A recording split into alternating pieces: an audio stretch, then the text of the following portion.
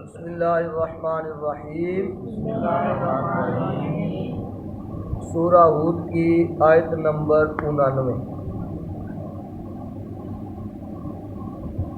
حضرت شعیب علیہ السلام نے فرمایا وَيَا قَوْمِی، اور اے میری قوم، لا یجرمنکم، یہ آپ چھٹے بارے میں پڑھ کر آئے ہیں، کیا معنی ہے اس کا؟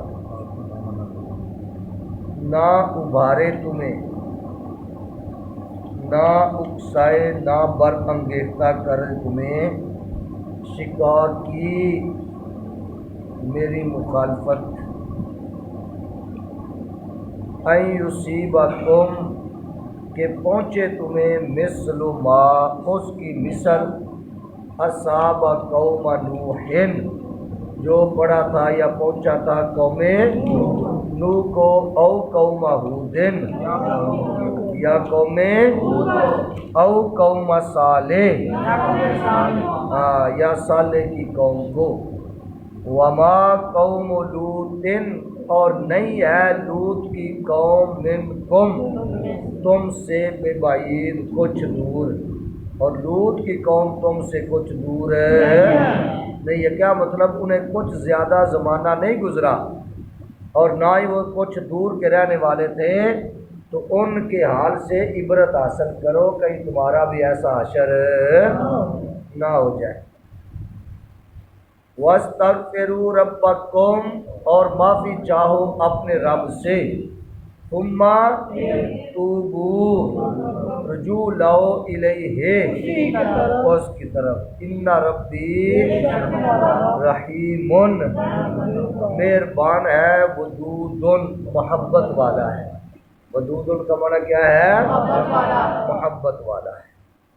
قالو، وہ بولے، قالو یا شعیب ما نفقہ، ہم نہیں سمجھتے، ما نفقہ کثیرن، بہت سی، مما، ان میں سے، تقولو، جو تم کہتے ہو، تمہاری بہت سی باتیں ہماری سمجھ میں نہیں آتی۔ آگے سے وہ یہ کہتے ہیں وَإِنَّا، اور بے شک ہم، لَنَرَاكَ، ضرور تمہیں دیکھتے ہیں، فینا، اپنے میں، ضعیفاً، کمزور۔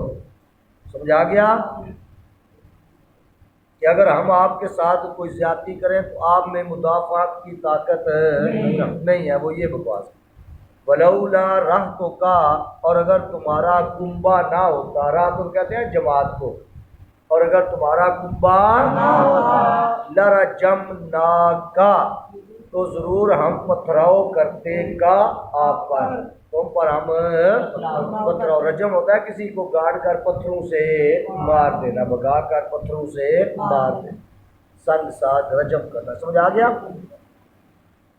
وَمَا أَنْتَ عَلَيْنَا بِعَزِيزٍ، اور کچھ ہماری نگاہ میں تمہاری عزت نہیں ہے۔ استغفراللہ، کہتے ہیں وَمَا أَنْتَ، اور نہیں ہے آپ، علینا، ہماری نگاہ میں بھی عزیز، کوئی معزز، ہماری نگاہ میں آپ کی کوئی عزت نہیں ہے۔ قال، آپ نے فرمایا، یا قومی، اے میری قوم، ارہتی، کیا میرا کنبہ جو ہے، اعزو، وہ زیادہ ہے دباؤ اس کا، علیکم، تم پر، من اللہ، اللہ سے، اللہ سے زیادہ ہے اس کا، مرو اللہ سے ڈرو۔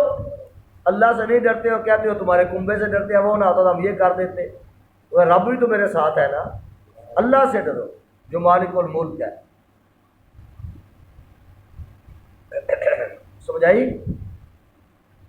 وَاتَّخَذْتُمُوهُ وَرَاءَكُمْ ظِهْرِيًّا، اور تم نے ڈال رکھا ہے اس کو، وَرَاءَكُمْ، پیچھے، ظَهْرِيًّا، اپنی پیٹھ کے، اور اسے تم نے اپنی پیٹھ کے پیچھے ڈال رکھا۔ کیا مطلب؟ اللہ کو پیٹھ کے پیچھے ڈالنے کا کہ اس کے حکم کی تمہیں کوئی پرواہ نہیں ہے، شرم کرو۔